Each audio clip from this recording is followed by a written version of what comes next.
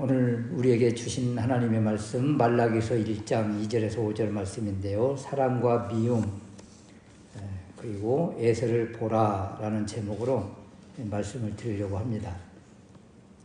하나님이 내가 너희를 사랑하였노라, 이스라엘을 사랑했다 그랬더니 하나님께서 언제 어떻게 저희들을 사랑하셨습니까? 이렇게 반론을 제기를 합니다.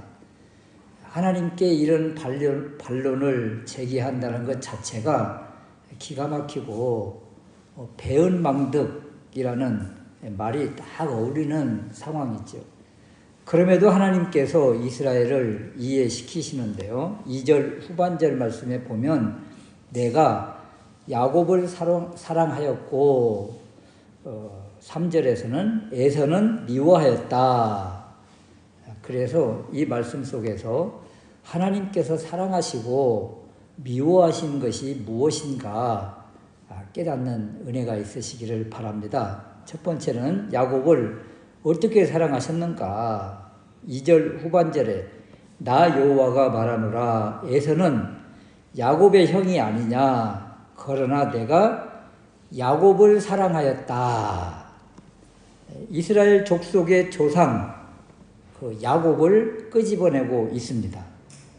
그 이삭의 아들 장자는 에서고 차자는 야곱인데 혈통적으로 보면 에서가 장자권을 잇고 또 하나님의 보호하심, 하나님의 복을 받아야 마땅한데 하나님께서 말씀하시기를 내가 차자인 야곱을 사랑하였노라 그렇게 말씀하십니다. 여기에서 사랑은 바로 하나님의 언약의 아들 자손으로 택했다 이런 뜻입니다. 이것을 하나님의 일방적인 선택이라 또는 주권적인 선택이다 이렇게 이야기를 합니다. 이 선택받는 일에 야곱이 뭐 한 일이 있습니까? 없어요. 그래서 이것을 하나님의 은혜요, 하나님의 사랑이라고 하는 것이지요. 이 하나님의 사랑이 조상 야곱 때에서 끝난 것이 아니라 과거에 선택하시고 사랑하신 그 사랑이 지금까지 오늘날까지 계속 이어지고 있다. 그래서 하나님께서 지금도 너희를 사랑하노라. 이것의 의미가 너희를 선택하였고 내가 너희를 계속 너희와 함께 한다. 이 의미인 거예요.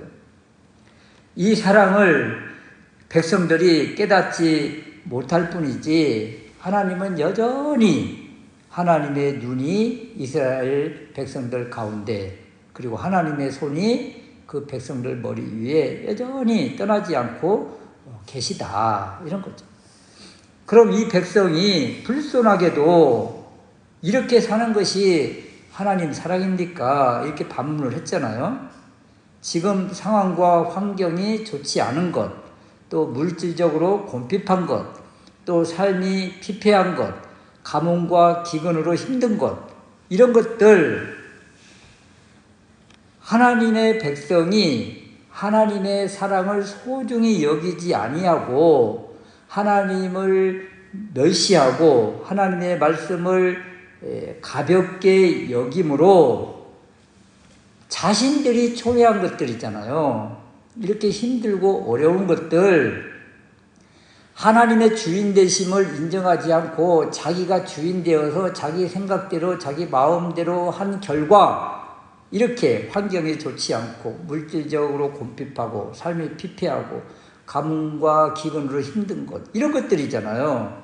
그런데 이런 것들을 다 지금 하나님께 돌리면서 이것이 하나님 사랑이십니까? 이렇게 반론을 제기하고 있는 거예요. 그러므로 이 모습을 바라보면서 하나님을 원망하기보다 먼저 자신을 돌아보고 나 같은 것 하나님께서 선택해 주신 그것이 감사할 뿐이다. 이것이 바로 하나님의 은혜구나. 이것이 하나님 사랑이구나. 내가 왜 자꾸 자꾸 현실적인 문제를 바라보면서 왜 하나님은 나를 사랑하시지 않느냐고 원망했는데, 그것이 아니구나, 이렇게 불러주신 것, 이렇게 또 하나님을 아버지라고 부를 수 있는 것, 예수 그리스도 이름으로 기도할 수 있는 것, 또 말씀이 우리에게 주어진 것, 이것 자체가 하나님의 큰 사랑이구나, 이렇게 우리가 사랑으로 바라보고 믿음의 눈으로 바라보면서 고백하기 시작할 때, 그때부터 어떤 일이 벌어질까요? 좋지 않은 일이 조금씩 해결이 되고, 그리고 좋은 일들이 하나씩 점점 생기는 것이지요. 그래서 이런 일들이 생길 때, 어떤 일이요? 좋지 않은 일들이 생길 때 더 하나님을 사랑하고 하나님의 은혜를 더 기억하고 하나님의 말씀을 더 붙잡고 믿음으로 나아가는 것입니다. 그것이 이 어려운 환경을 극복하는 비결이다, 이런 거예요. 이번 한 주간에 참 이상하게 자꾸 뭐가 막 고장이 나요. 프린터가 갑자기 헤드가 나갔는지, 그래가지고 레이저 프린터인데 검정색이 안 나오는 거예요, 지난주에. 그래서 그걸 가지고 서비스 센터가 또 근처에도 없고 전주에도 없고 광주에만 있는 거예요. 이걸 다시 또 서울로 보내자니 이게 또 크고 무겁고, 그래서 시간 내서 갔는데 레이저를 쏴주는 이게 어떤 것이 이게 고장이 나서 이게 고치려고 하면 거의 프린트를 사는 값 정도가 되는 거예요. 그래서 그냥 던져놓고 왔는데, 그러고 나서 또 오늘도 이게 반죽이가 갑자기 안 되는 거예요. 또 오늘 또 주일 낮에는, 오전 예배 때는 여기 안 됐잖아요. 이게 요 아이패드에서 요걸 연결해서 이렇게 쌓아줘야 되는데, 이것이 아이패드가 이걸 또 받지를 못하는 거예요, 희한하게. 그래서 간신히 지금 미러링으로 이렇게 한 대는 지금 써서 지금 가고 있는 거예요. 자, 보세요. 환경적으로 바라보면 갑자기 잘 되던 프린트가 고장이나, 갑자기 또 이 반죽이가 또 안 돼. 이것도 연결이 또 아이패드가 안 돼. 그러면 어떤 생각이 들까요, 여러분?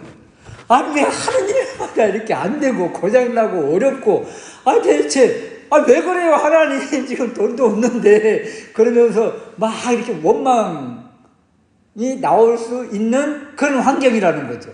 이런 환경이 이스라엘 백성들이 지금, 하나님 이것이 하나님 사랑이란 말입니까?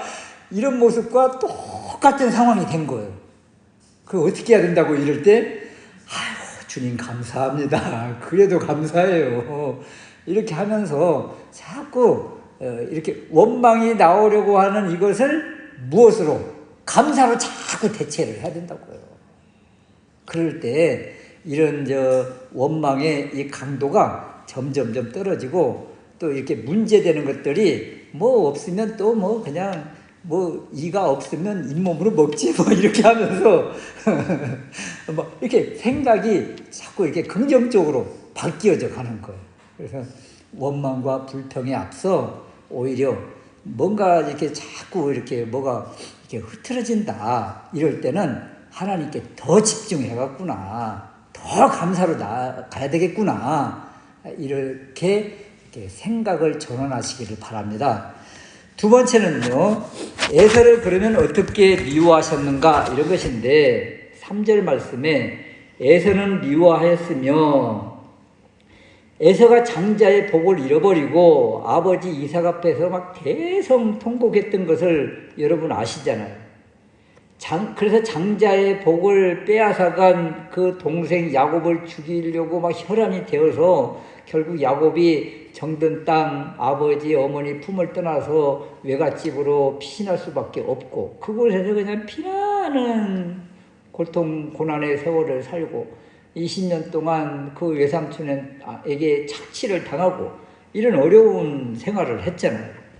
여기에서 하나님이 미워하셨다, 이것은 어떤 것을 하나님이 미워하셨다 이렇게 해석할 수가 있는가 하면, 무엇이 하나님의 미움을 받는 것인가, 또 하나님의 미움을 받으면 우리에게 어떤 결과가 나타나는가 이런 거예요. 하나님이 미워하셨다는 것은요, 성경에서 하나님이 미워하셨다. 이것은 하나님의 버리심입니다. 하나님이 버리셨다. 이것을 신학적인 용어로 유기라고 그래요. 유기. 쉽게 말하면 보호의 울타리를 다 걷어버리고 그냥 방치했다. 이런 거예요. 방치한 거. 요즘 이 교회에서 가만히 있으면 말이에요. 저 본강 마을 저 산 중턱에 그 사과밭 단지가 있는데 그곳에서 막 스피커를 틀어요. 계속 밤낮으로. 무슨 소리가 나는가 하면 꽥꽥꽥 야옹야옹 막 별소리가 달아요. 뭐 시끄럽게도 왜 이런 소리를 막 틀까요?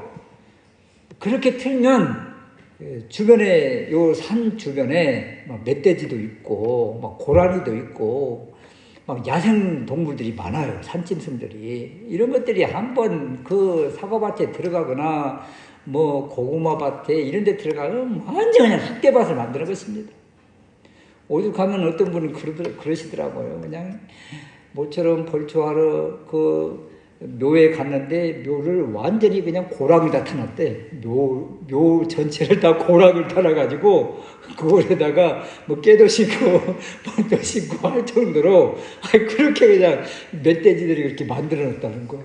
그러니까 멧돼지가 한번 들어갔다 하면 뭐 그 농사 다 끝나는 거죠. 그래서 이 주인이 산짐승 못 들어오게 그냥 막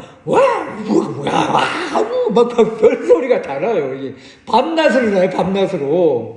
그래서 그 여기가 꽉 트여졌잖아요. 그래서 그 위에서 그냥 직선적으로 이렇게 그냥 소리가 나는데 무엇입니까? 그 밭에 주인이 있고 사과밭에 주인이 있고 그 사과밭에 산짐승이 들어오지 못하도록 막 여러 가지 울타리도 해놨지만 또 그런 막 소리들을 통해서 보호를 하고 있는 거예요. 주인이 있다는 거예요. 주인이.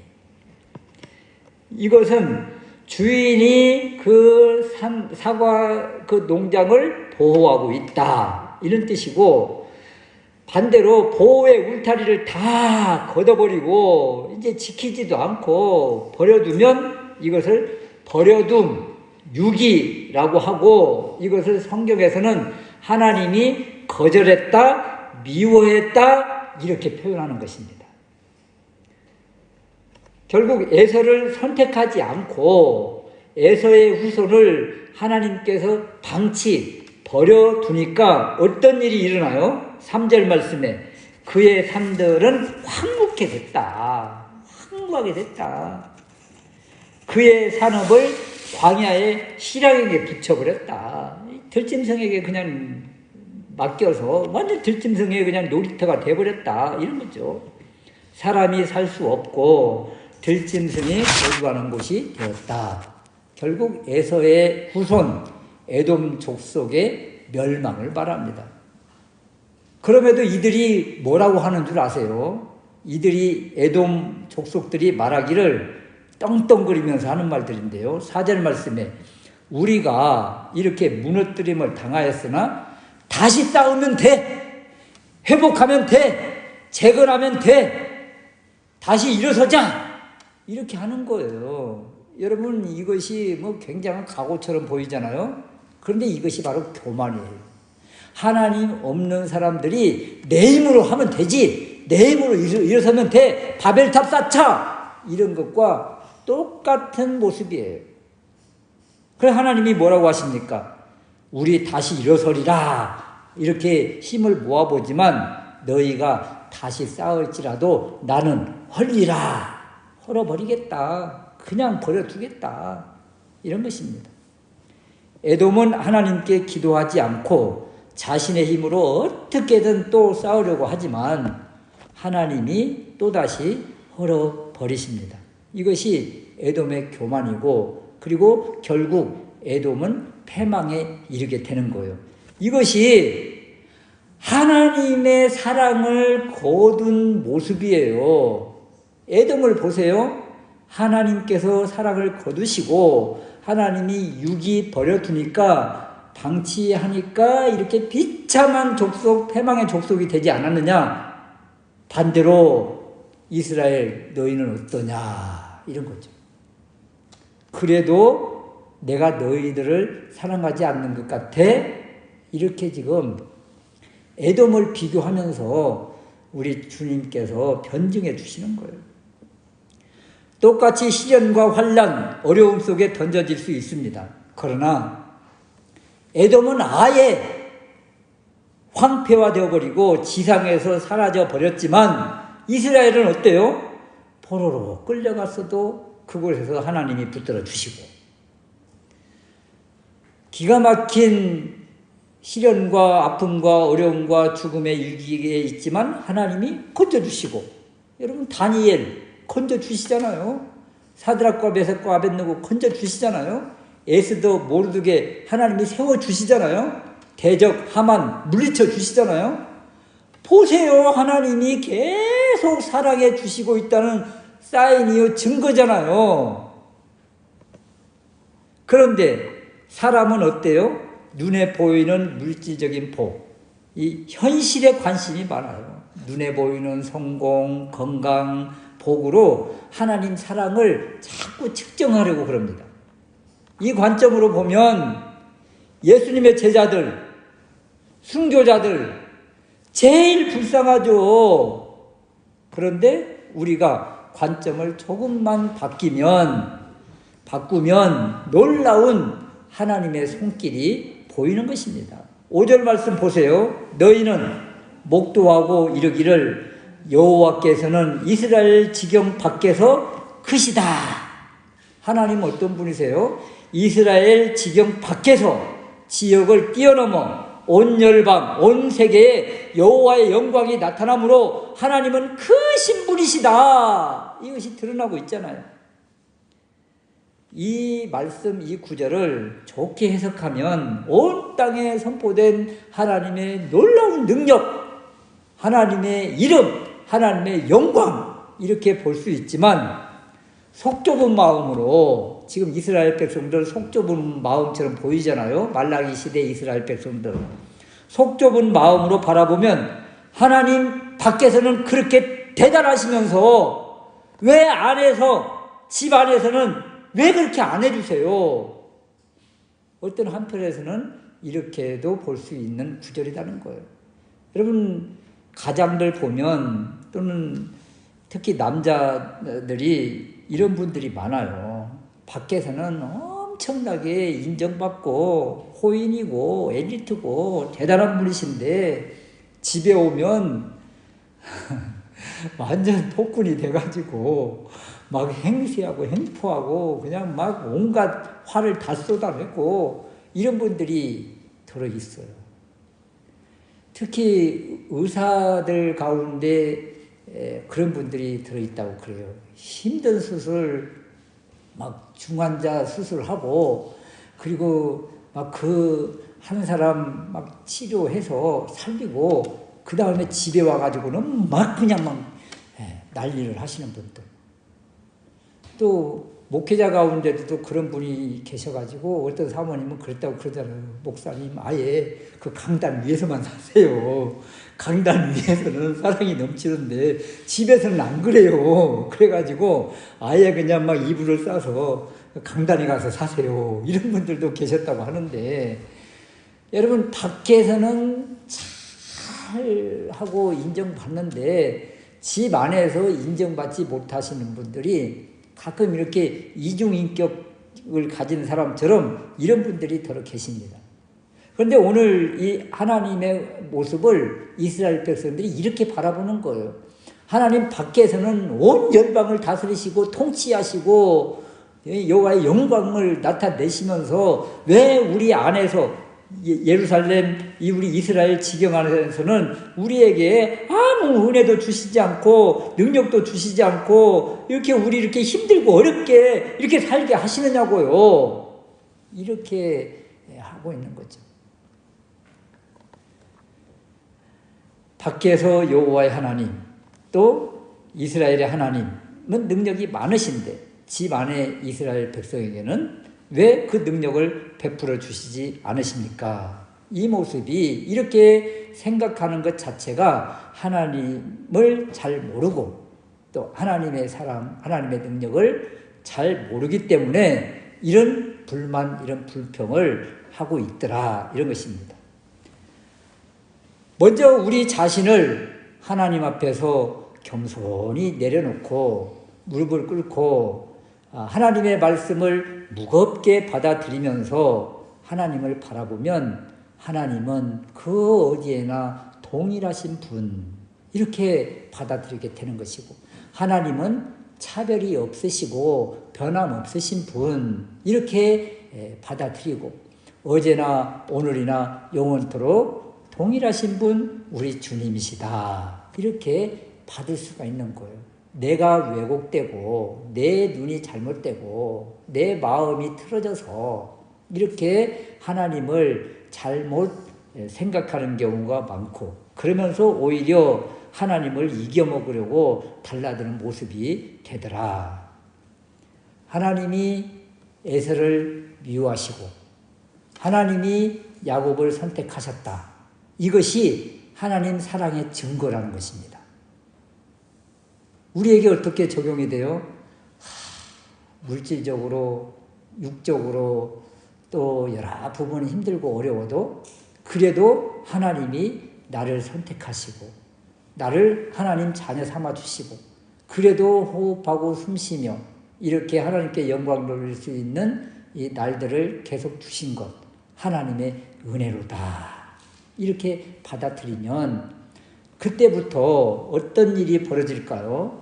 이제 은혜의 물줄기가, 감사의 물줄기가, 하나님과 함께하는 그런 물줄기가, 또 하나님의 말씀이 점점점 우리를 만지시기 시작하는 것입니다. 그래서 말라기 선지자가 이게 우리에게 주시는 이 메시지, 하나님의 경고, 그리고 말라기 시대 이스라엘 백성들의 원망과 불평과 항변과 하나님을 이겨먹으려고 논쟁하는 이런 모습을 통해서 우리 자신을 다시 한번 돌아보고 더 겸허히 하나님 앞에 무릎 꿇고 말씀 한 절 붙잡고 부들부들 떨 정도의 그런 몸부림이 우리들 가운데 있어서 하나님의 사랑이 물밀듯 밀려 들어오는 것을 경험하는 우리가 될 수 있으시기를 주님의 이름으로 축원합니다. 아멘.